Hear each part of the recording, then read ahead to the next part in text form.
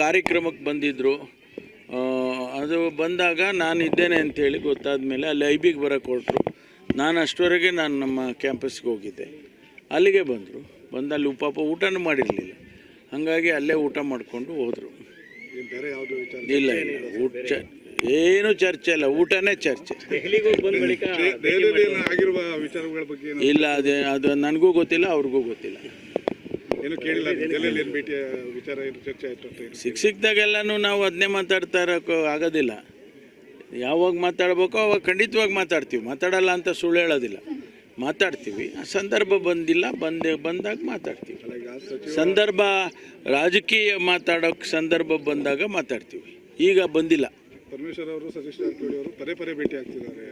ಎಲ್ಲಿ ಪದೇ ಭೇಟಿ ಆದರು? ಈ ಒಂದು ಏನು ಮೂಢ ಹಗರಣ ಕೇಳಿಬಂದ ಸುಮಾರು 4-5 ಸರಿ. ಹೌದು, ನಾವೆಲ್ಲರೂ ಕೂಡ ಒಟ್ಟಾಗಿರಬೇಕು.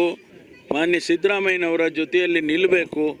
ನಮ್ಮ ಹಗರಣ ಅಂತೇಳಿ BJP ಅವರು ಏನು ಮಾಡ್ತಾ ಇದ್ದಾರೆ ಅದರ ವಿರುದ್ಧವಾಗಿ ನಾವು ಕೂಡ ಸಂಘಟನೆ ಮಾಡಬೇಕು ಅಂತೇಳಿ ನಾವು ಭೇಟಿ ಆಗ್ತೀವಿ. ಅದರಲ್ಲಿ ಏನು ತಪ್ಪಿದೆ?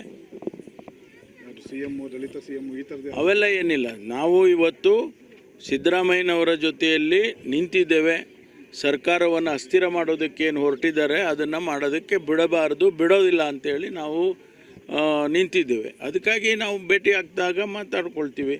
ಹೌದಪ್ಪ, ನಾವು ಸರ್ಕಾರದಲ್ಲಿದ್ದರೆ ಹಾಗಾದರೆ ಯಾರೋ ಏನೋ ಹೇಳಿಬಿಟ್ರೆ ನಾವು ಅದನ್ನು ಕೇಳೋಕ್ಕಾಗೋದಿಲ್ಲ. ನಾವು ಕೂಡ ಅದನ್ನು ಸರಿ ಇಲ್ಲ ಅಂತ ಹೇಳಬೇಕಾಗುತ್ತೆ. ಅದು ಕೆಲಸ ಮಾಡ್ತೀವಿ. ಇವತ್ತಿನ ಭೇಟಿ ರಹಸ್ಯವಾಗಿದೆ ಅನ್ನೋದು. ರಹಸ್ಯ ಏನಿಲ್ಲ, ನೀವೇ ಹೇಳ್ತಾ ಇದ್ದೀರಾ. ನೀವು ಊಟಕ್ಕೆ ಬಂದಿದ್ರು, ತಿಂಡಿಗೆ ಬಂದಿದ್ರು, ರಹಸ್ಯ ಏನು ಬಂತು? ಅಲ್ಲ ರೀ, ರಹಸ್ಯ ಏನಪ್ಪ ಬಂತ ಹೇಳಿ.